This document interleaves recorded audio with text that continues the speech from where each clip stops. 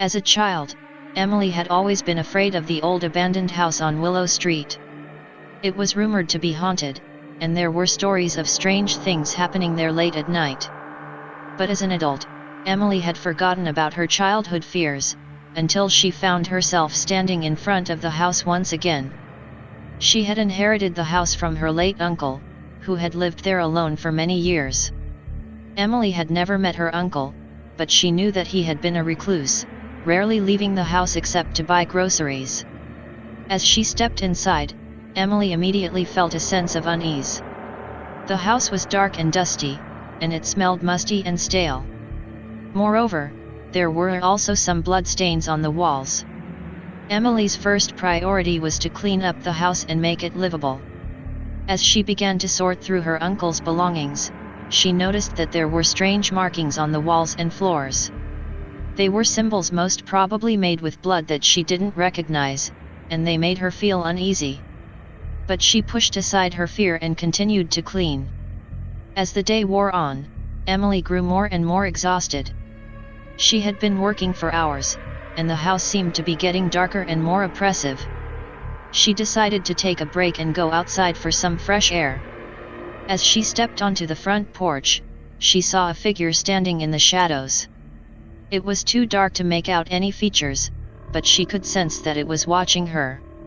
Emily's heart began to race, and she quickly went back inside the house. That night, Emily was awakened by a strange noise. It sounded like footsteps, but she was the only one in the house. She got up to investigate, but she couldn't find anything out of the ordinary. She went back to bed, but she couldn't shake the feeling that she wasn't alone in the house. The next morning, Emily decided to explore the house further. As she went down to the basement, she noticed that there was a door that was locked. She tried to open it, but it wouldn't budge. She made a mental note to come back later and try again.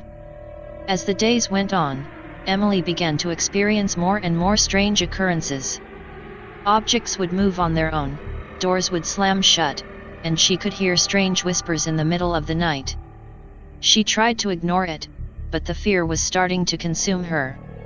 One day, as Emily was sorting through her uncle's belongings, she found an old journal.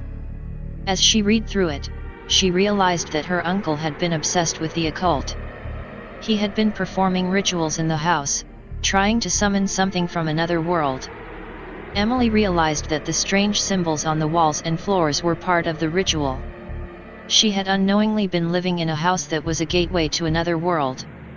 That night, Emily heard the footsteps again. This time, they were louder and closer.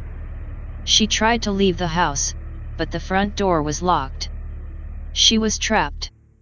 As she sat in the dark, waiting for whatever was coming for her, Emily knew that she was in over her head. She had to find a way out of the house before it was too late. Will Emily be able to escape the haunted house on Willow Street? Find out in Part 2, The Unseen Presence.